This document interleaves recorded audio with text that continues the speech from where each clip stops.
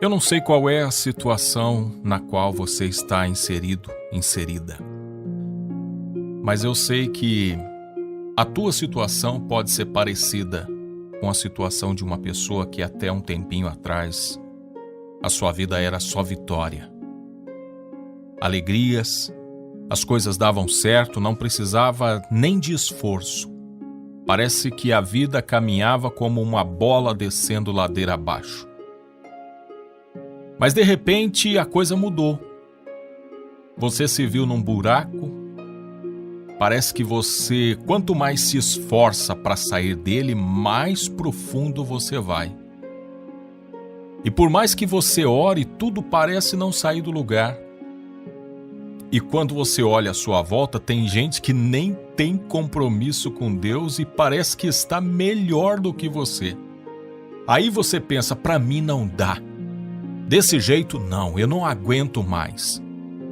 E quando você já está pensando em desistir, te aparece um vídeo desse na internet dizendo: antes de desistir, ouça a última palavra de Deus para você.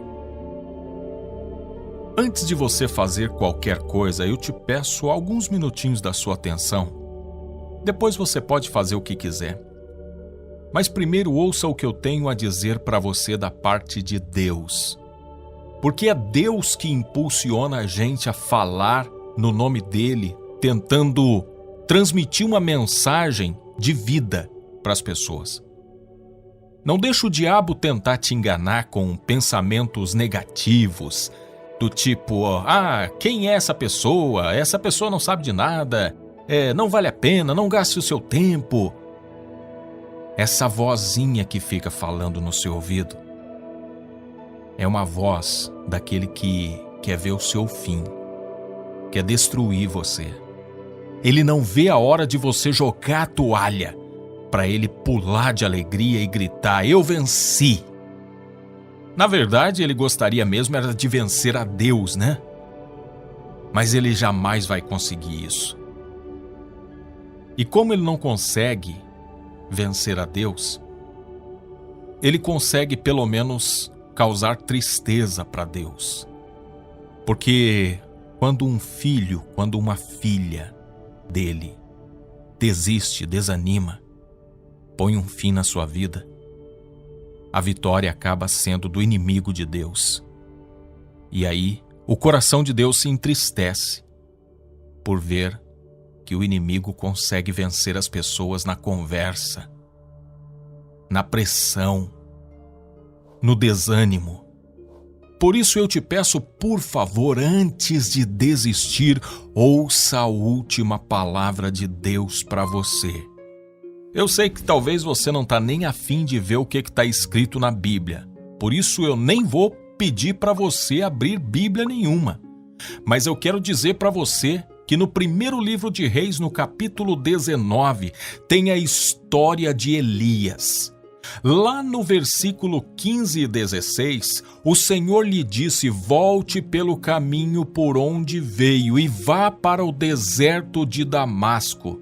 Chegando lá, unja Azael como rei da Síria, unja também Jeú, filho de Ninsi, como rei de Israel, e unja Eliseu, filho de Safate, de Abel-Meolá, para suceder a você como profeta. Olha só, Elias havia tido uma grande vitória sobre os profetas de Baal. Elias havia exterminado aqueles falsos profetas e havia glorificado o nome de Deus por meio de uma vitória estrondosa diante de Acabe e Jezabel. Todavia, não se sabe por que cargas d'água que, ao receber uma ameaça, uma simples ameaça de Jezabel, Elias fica apavorado, amargurado. Elias entra numa crise tão grande ao ponto de fugir e se esconder dentro de uma caverna e pedir para si a morte. E aqui eu quero destacar uma coisa importante. A gente tem mania de sempre olhar para as pessoas da Bíblia e achar que essas pessoas eram super-homens, super-mulheres, pessoas com uma estrutura muito melhor ou maior do que a nossa. Mas não é assim.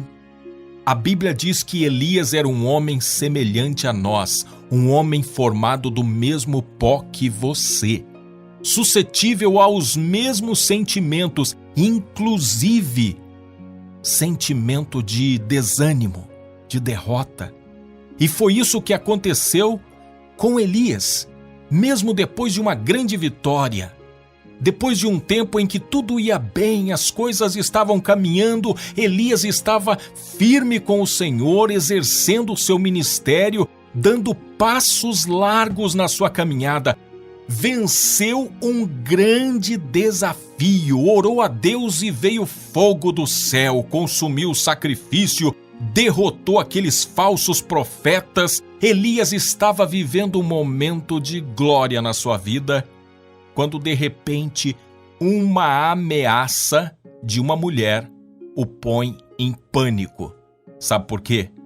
Porque Elias era homem semelhante a nós, a mim e a você. Elias era uma pessoa, um ser humano com a mesma estrutura sua. A segunda coisa que eu quero dizer para você é: não avalie a vida das pessoas à sua volta com base naquilo que você vê ou pensa. Lembra quando eu disse que você olha à sua volta e pessoas que nem servem a Deus parece que estão muito melhor do que você? A gente tem a mania de pensar assim porque a gente avalia a pessoa com base naquilo que a gente vê ou pensa. Mas olha, aquilo que a gente vê ou pensa de algumas pessoas é só a ponta de um iceberg. Iceberg é aquele enorme bloco de gelo que fica no mar. E a gente, quando vê um iceberg, a gente se assusta com aquela ponta de gelo que está no meio do mar, mas a gente não sabe, às vezes, que a ponta que está abaixo do mar, fora da nossa visão, é muito maior do que aquilo que a gente está vendo. Assim é a vida das pessoas. Às vezes você vê uma pessoa com um sorriso nos lábios passando ao seu lado, e você pensa: nossa, fulano está bem melhor do que eu. Você não sabe as noites de amargura, de choro e de angústia que essa pessoa passa. Você não sabe o quanto custou para essa pessoa conseguir colocar esse sorriso nos lábios. E talvez é um sorriso falso. Um sorriso que esconde atrás dele um grito de desespero, de dor, de angústia. Então não fique comparando a sua vida com a vida das pessoas que você vê. Quando for para comparar, compare você com você mesma. Você mesmo. Terceira coisa, quer um bom conselho? Risque da sua vida essa hipótese de deixar Deus, abandonar Deus, parar com Deus, por qualquer problema, por qualquer frustração, por qualquer crise. Essa história de vou parar com Deus, eu não consigo mais caminhar. Pare com isso. Certa vez, quando Jesus pregou um sermão duro, os discípulos dele, ao ouvir aquelas palavras, o abandonaram. Foram embora. Ficaram só os 12. E aí Jesus perguntou aos 12, vocês também não querem ir? Simão Pedro lhe respondeu, Senhor, para quem iremos? Tu tens as palavras de vida eterna. Nós cremos e sabemos que és o Santo de Deus. Risque da sua mente essa hipótese de você deixar Deus, porque isso é, no mínimo, uma bobagem. Se existe alguém que está torcendo por você, se existe alguém que chora por você, se existe alguém que te ama, mas te ama de tal maneira que deu tudo o que ele tinha de melhor para poder te resgatar da perdição eterna, para poder reconciliar você com ele, se existe alguém que fez tudo por você, esse alguém se chama Deus Pai. Porque Deus amou o mundo de tal maneira que deu o seu Filho unigênito para que todo aquele que nele crê não pereça, mas tenha vida eterna. Risque da sua vida essa hipótese de querer deixar Deus por algum problema ou frustração. Porque se não for para você caminhar com Deus, você vai caminhar com quem? Com o diabo? Você acha mesmo que o diabo pode querer o seu bem? Você acha mesmo que o diabo pode te ajudar? O diabo só pode te ajudar a puxar o gatilho, a torcer a corda. O diabo só pode te ajudar a te levar pro buraco. Aliás, é bem provável que se você já está no buraco, foi ele que te levou para aí. Deus quer te tirar do buraco, Deus quer te tirar de dentro dessa caverna. E a quarta coisa que eu tenho para te dizer, não importa a crise. Não importa se você chegou aí por culpa sua ou por culpa do diabo, se porque você fez o certo ou porque você fez errado, não desanime, porque Deus acredita em você. Deus acredita na sua capacidade de sair dessa com a ajuda dele. E o principal, seja na tua vida ou na de quem quer que seja, em tudo o que acontece no mundo ou fora dele, a última palavra é de Deus. Assim como foi na vida do profeta Elias. Como eu disse, o profeta Elias teve momentos de glória, de louvor, momentos de força, momentos de vitória. Mas ele passou também maus bocados, ao ponto de entrar numa caverna e pedir para si a morte. E ele mesmo estava achando que tudo tinha acabado para ele. Talvez ele estivesse assim como está você. E então ele pede para morrer. Ele desanima, ele desiste de tudo. Mas olha o que Deus pede para ele. O Senhor lhe disse: volte pelo caminho por onde veio e vá para o deserto de Damasco. Chegando lá, unja Azael como rei da Síria. Era como se Deus estivesse dizendo para ele: ei, Elias, você não vai desistir não, meu filho. Eu vou te dar força, eu vou te dar coragem, eu vou te levantar e antes de morrer tu vais entrar num palácio ainda. Tu estarás diante de um rei. Você não vai morrer não, Elias. Tem coisas para eu cumprir na tua vida ainda.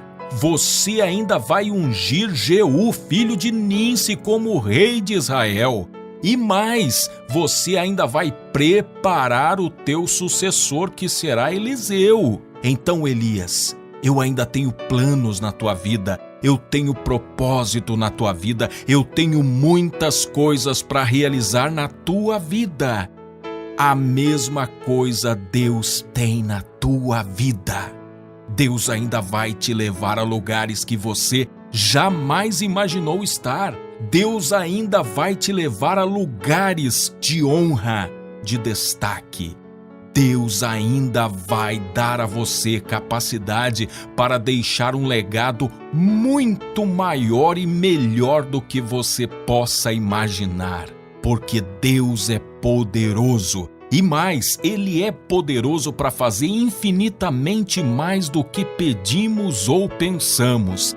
Esse Deus é demais, esse Deus é poderoso e esse Deus tem para você uma palavra na tua vida. E a palavra de Deus para você é: eis que estou contigo todos os dias, até a consumação dos séculos.